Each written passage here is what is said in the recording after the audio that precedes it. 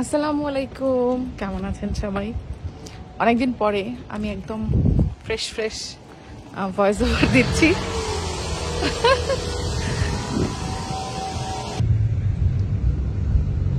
আজকের আকাশ অনেক মেঘলা। আমাদের সাথে আছেন আমাদের পার্সোনাল ড্রাইভার সাহেব মিস্টার সুজন পাটোয়ারি। এই যে খালি ড্রাইভ করে আর না, আরো অন্যান্য অনেক কাজ করে যেগুলো আসলে মানে নিজের কাজ। আমার কাজ তো আর না, আমার তো কিছু করো না, আমার জন্য তো খালি ড্রাইভই করো।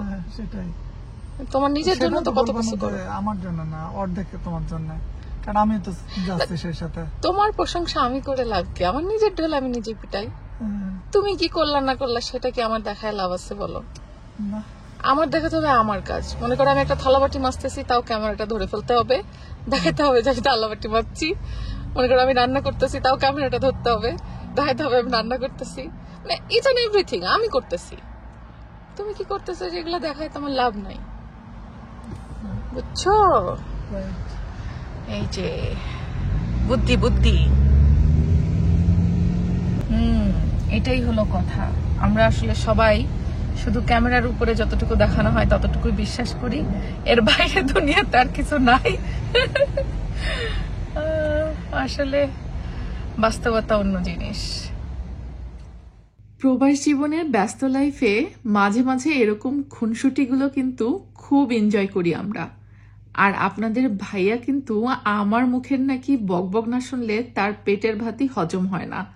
তো যাই হোক, আজকে আমরা বকবক করতে করতে চলে যাচ্ছি আমাদের ইংল্যান্ডে বাড়ি কেনার উদ্দেশ্যে তৃতীয় বাড়িটা আপনাদের সাথে করে দেখতে।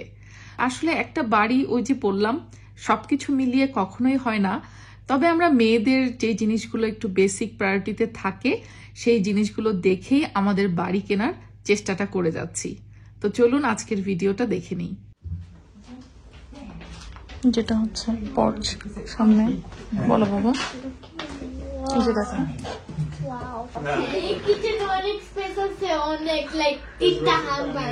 ওকে,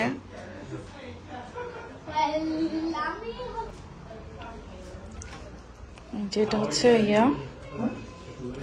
ওয়াশিং মেশিন। আচ্ছা, এটাতে কি আছে? আমরা দেখছিলাম ওই যে ড্রায়ার আছে।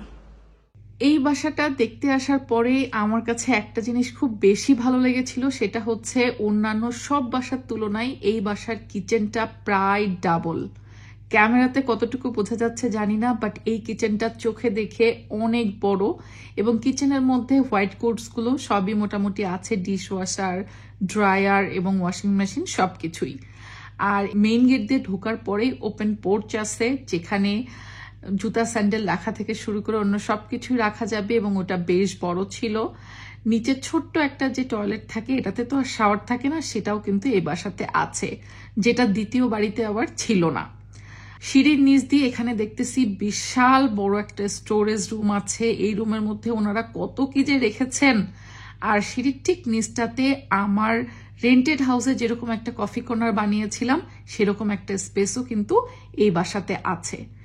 আর এই যে করিডোরটা দেখছেন এবং পাশেই রান্নাঘর, আর ওদিক থেকে আসলে এই বাসাটা ড্রয়িং এবং ডাইনিং একসাথে। আর ড্রয়িং ডাইনিংটা হচ্ছে এল প্যাটার্নের। এই জিনিসটা আবার ভালো লেগেছে যে ওপেন একসাথে হলেও এল প্যাটার্নের একটা ড্রয়িং এবং ডাইনিং আমরা পাবো। যেহেতু ছুটির দিন ছিল, বাচ্চাদেরকে সাথে করে এসেছি, আমার বাচ্চারা ওই দিক সেদিক দৌড়াদৌড়ি করে বেড়াচ্ছে আর আমরা বাসার আনাচে কানাচে সবকিছু দেখা নিয়ে ব্যস্ত।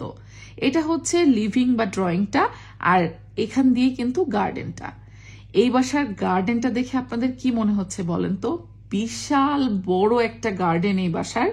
মানে আমরা এই কয়টা বাড়ি দেখার মধ্যে সব থেকে বড় গার্ডেন পেয়েছি এইটার।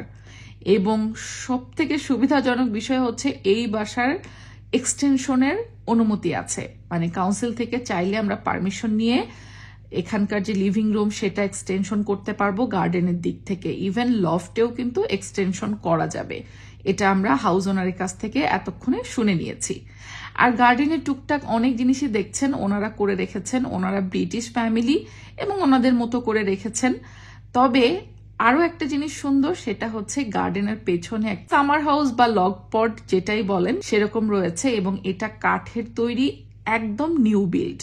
এবং এই রুমটা মোটামুটি ইউকের যে রুমগুলো হয় তার 3 ডাবল, মানে এত হিউজ একটা স্পেস গার্ডেন রুমের, এবং একেবারে নিউ বিল্ড, দেখে খুবই ভালো লাগছিল। এবার আপনাদেরকে সাথে নিয়ে যাব হচ্ছে এই বাসাটার পার্কিং এ। এই বাসাটার একটা যেটা ব্যাক সাইড আমার কাছে মনে হয়েছে সেটা হচ্ছে পার্কিংটা পেছনের সাইডে, বাট হিউজ 2টা বড় বড় গাড়ি রাখার জন্য যথেষ্ট স্পেস রয়েছে পার্কিং এর জন্য। মানে গার্ডেন রোড দিয়েও এই বাসায় ঢোকা যাবে, মেন এন্ট্রি দিয়েও ঢোকা যাবে, বাট গাড়ি পার্ক করতে হবে ড্রাইভওয়ে হচ্ছে বাড়ির পেছনে জায়গাটা দিয়েছে। ইভেন গার্ডেনে খুব সুন্দর করে ওনারা এটা সেটা করে রেখেছে।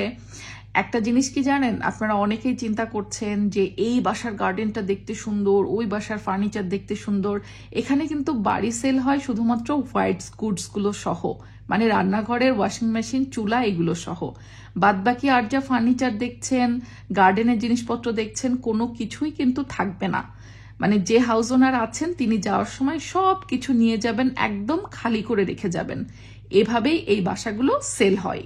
তো আসলে ফার্নিচার বা অন্যান্য সাজানো গোছানো জিনিস পছন্দ করে তো লাভ নেই, এগুলো তো কেনার সময় সব খালিই থাকবে। তো এখন যেহেতু হাউস ওনাররা আছেন তাই ওনাদের জিনিস দিয়ে বাড়িঘর দূর ভরা। আমরা যখন কিনবো তখন এটা আমাদেরকে খালি করে দিয়ে যাবেন। সব হাউস ওনারদেরই এভাবেই বাড়িটা সেল করে থাকেন। তো এই বাসাটার হচ্ছে 4টা বেডরুম, তার মধ্যে 3rd বেডরুম এটা, যেখানে ডবল একটা খাট দেওয়া, সাথে একটা ছোট আলমারি। আর এইটা হচ্ছে 2nd বেডরুমটা। 2nd বেডরুমটা তো মোটামুটি বিগ সাইজের, কিং সাইজের একটা খাট, এইদিকে একটা কাবার্ড, আরো টুকিটাকি জিনিস দেওয়া আছে। মাস্টার বেডরুমটা আর 2nd বেডরুমটা একদম সেম, মানে 2টা সেম সাইজের বিগ রুম।